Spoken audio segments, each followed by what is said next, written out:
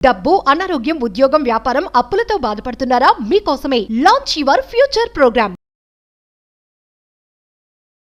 నమస్తే గురుగారు. ఆశీర్వచనం తల్లి. గురుగారు, దీపావళి పండుగ రోజే అయోధ్య నుంచి శ్రీరాముడు తిరిగి వచ్చారు కాబట్టి శ్రీరాముడు తిరిగి రాకతో ఉన్న సంబంధం ఏమిటి? శ్రీ మహాగణాధిపతయే నమః. ఐం మహాసరస్వత్యే నమః. శ్రీ లలితాంబికాదేవియే నమః. మనము దీపావళి పండుగ అని అనంగానే శ్రీకృష్ణుడు సత్యభామ నరకాసురుడి వధ అని మాత్రమే చెప్పుకుంటాం. కానీ ఇది అంతకన్నా ముందు త్రేతాయుగములో ఏమి జరిగింది అని ఒక్కసారి చూడాలి. అందుకే మనకు యుగాలు మారినా ప్రామాణికం ఏమిటి అనేది చూసుకోవాలి. ఇక్కడ రాముడు, ధర్మపరాయణుడైనటువంటి రాముడు అనేక రకాల కష్టాలు పడి సీతామ్మవారు దూరమై ఎన్నో ఇబ్బందులు పడి అరణ్యవాసము చేసి వానర సమూహముతో రావణాసురుణ్ణి సంహరించి తిరిగి అయోధ్యా నగరానికి రావటం అనేటువంటిది ఈ సమయమే. ఆ వస్తూ ఉండేటువంటి సమయములోనే మామూలుగా భరద్వాజముని ఆశ్రమము దగ్గర దిగడం అనేది జరిగింది.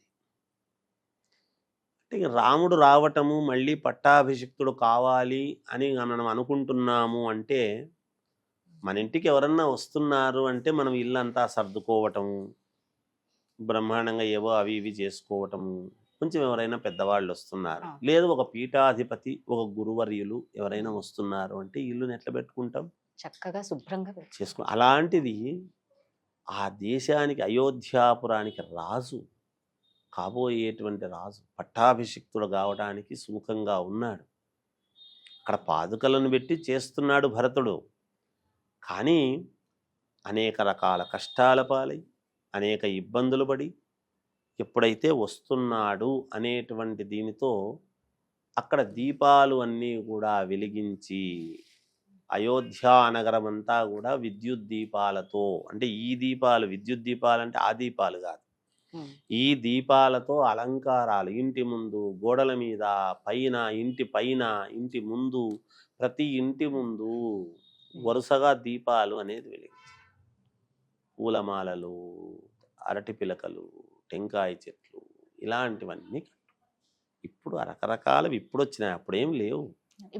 దీపాలే ఉన్నాయి కదా గురుగారు. అప్పుడంతా స్వచ్ఛత, దీపాలు.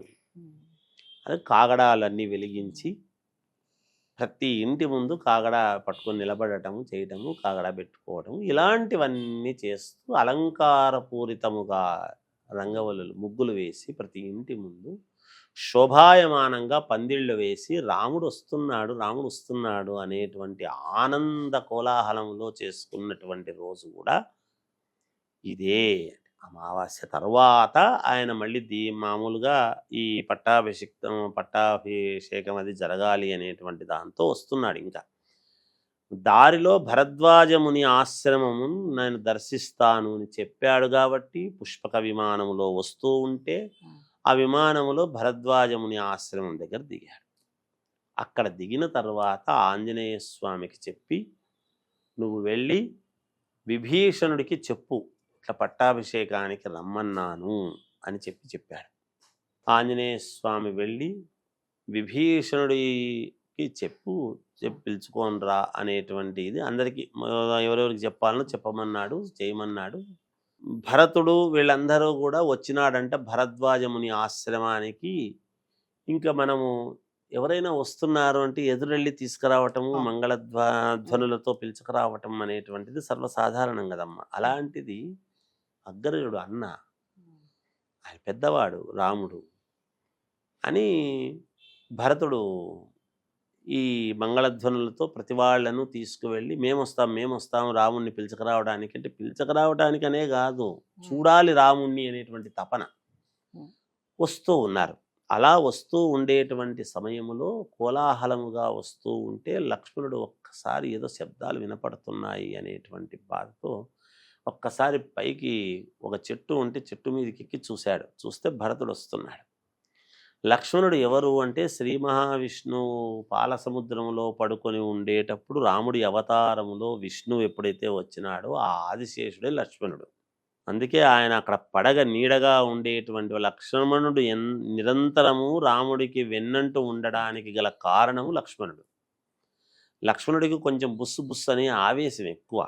ఉమ్, అలా అన్నా వాడు భరతుడు వస్తున్నాడు, నిన్ను ఏదైనా చేస్తాడేమో, వాడికి రాజ్యం కోసం వస్తున్నాము అనేటువంటి బాధ ఉన్నట్టుగా ఉంది ఆ, అని కొంచెము నువ్వు సరే అంటే నేను ఎదుర్కొంటాను అట్లా అన్నాడు.